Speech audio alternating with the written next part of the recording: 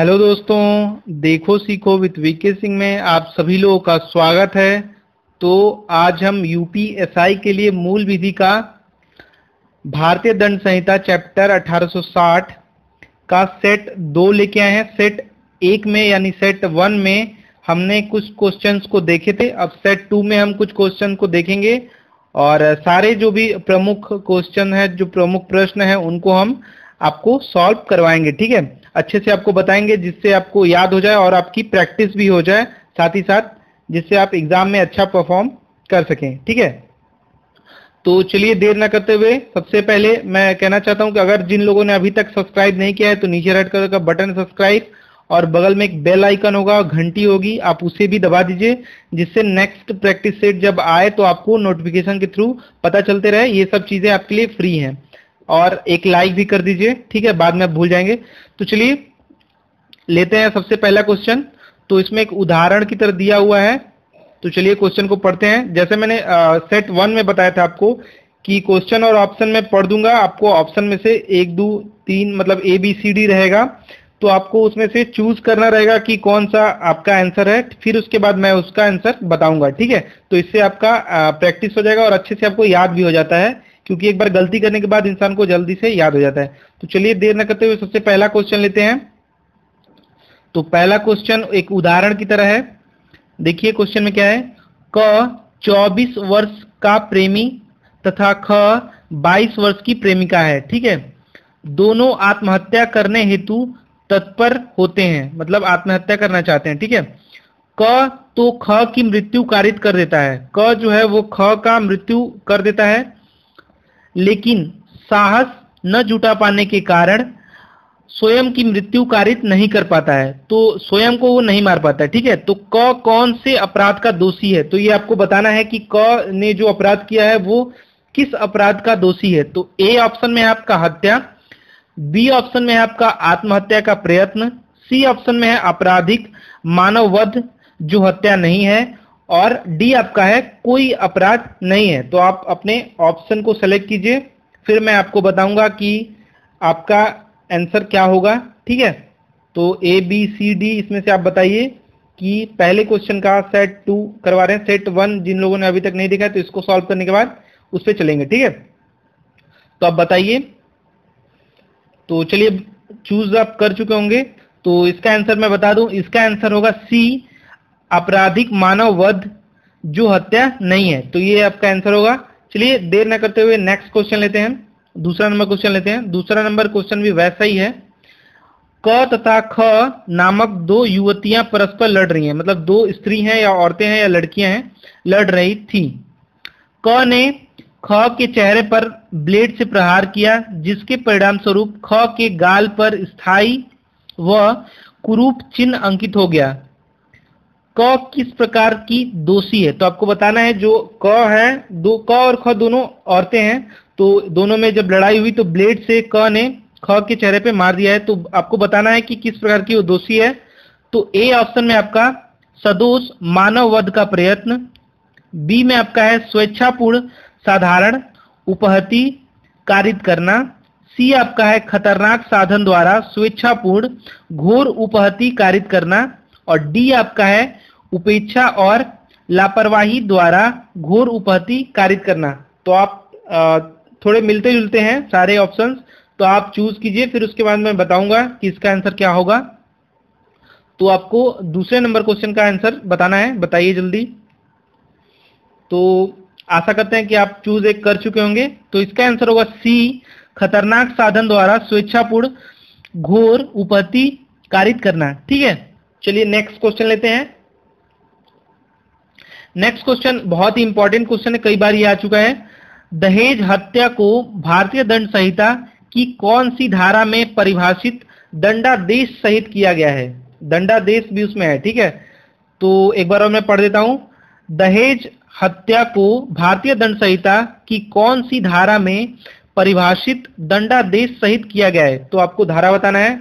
ए में है आपका धारा 304 का क, बी में आपका है 304 का ख, सी में आपका है धारा 308 और डी में आपका है धारा 309। तो आप अपने ऑप्शन बताइए कि इसका आंसर क्या होगा, चूज कीजिए। जल्दी कीजिए। तो तीसरे नंबर क्वेश्चन का आपको बताना है। तो चलिए बताते हैं इसका आंसर क्या होगा। इसका आंसर होगा बी, धारा 304 का ख। इसमें क्या है, इसमें दहेज हत्या को परिभाषित किया गया दंडादेश सहित। ठीक है, तो चलिए नेक्स्ट क्वेश्चन लेते हैं। चौथा नंबर क्वेश्चन लेते हैं, देखते हैं इसमें क्या है।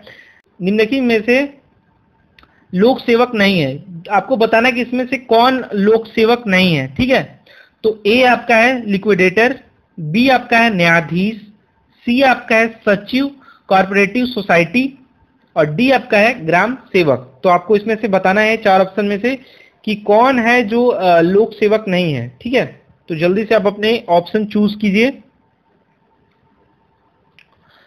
तो चलिए बताते हैं आपको कि इसका आंसर क्या होगा और लास्ट में आप अपने स्कोर बताइएगा कि 9 क्वेश्चन हम पूछेंगे, इसमें से आपका क्या स्कोर रहा है। ठीक है, तो इसका आंसर होगा सी, सचिव कॉर्पोरेटिव सोसाइटी जो है वो लोक सेवक नहीं है। ठीक है, चलिए लेते हैं नेक्स्ट क्वेश्चन। तो इसमें है सदोष लाभ का अभिप्राय है। तो आपको बताना है इस ऑप्शन में से, इन ऑप्शंस में से कि सदोष लाभ का अभिप्राय क्या है। ठीक है, ए में है आपका विधि विरुद्ध साधनों द्वारा संपत्ति का लाभ।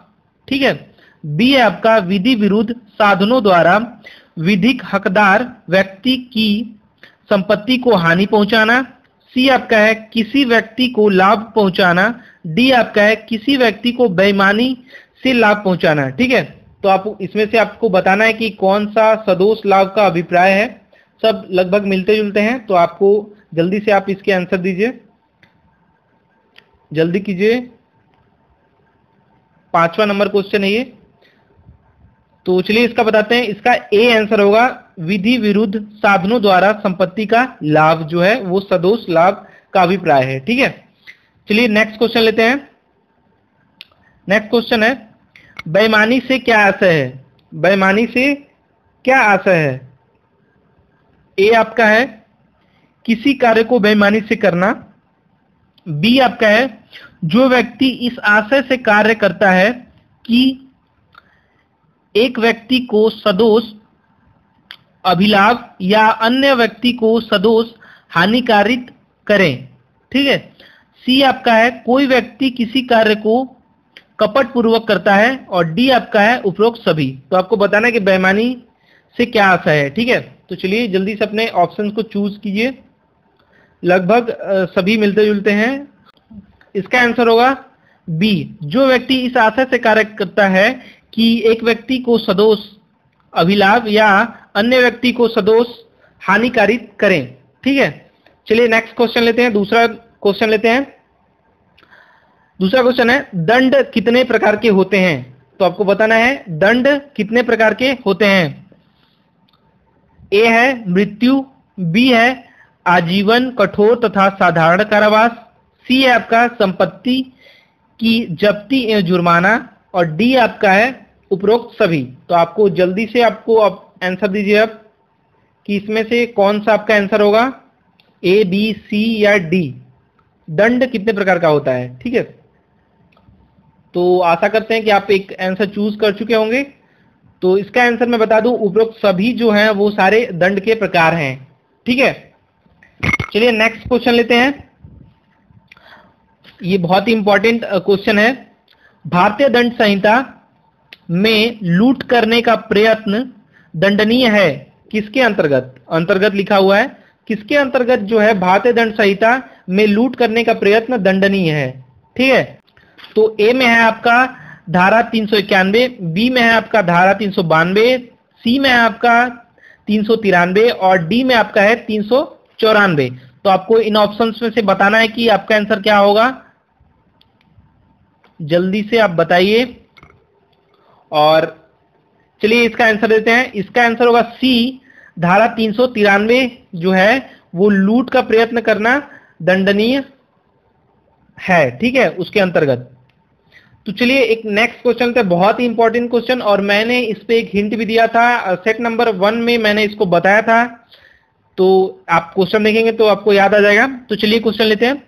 विधि विरुद्ध जमाव के अपराध को गठित करने के लिए न्यूनतम कितने व्यक्ति का होना आवश्यक है।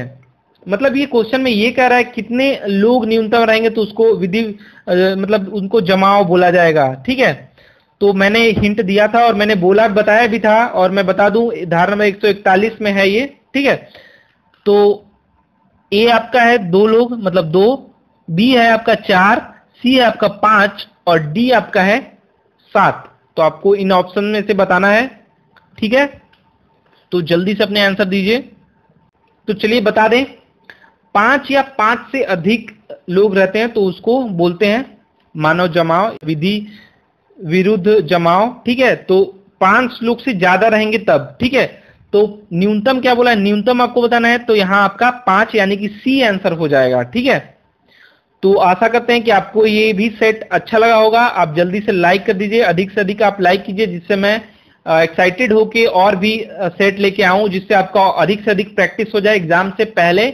और जिन लोगों के एग्जाम अगर जल्द ही स्टार्ट होने वाले हैं तो वो लोग जल्दी से जल्दी लाइक करें और सब्सक्राइब और बेल आइकन जरूर दबा दीजिए, जिससे आपको तुरंत पता चल जाए और आप जल्द से जल्द प्रैक्टिस करते रहें। ठीक है, आशा करते हैं कि आपको ये सेट अच्छा लगा होगा, और कमेंट करके अपना स्कोर भी जरूर बताइएगा कि इतने सारे क्वेश्चन में से आपके कितने क्वेश्चन सही हुए हैं। ठीक है, अब मिलते हैं नेक्स्ट पार्ट में, सेट 3 में। ठीक है, तो भारतीय दंड संहिता और इसके बाद घरेलू हिंसा पे बात करेंगे। ठीक है, तो पहले सेट करके इसको खत्म कर लेते हैं भारतीय दंड संहिता को। ठीक है, धन्यवाद।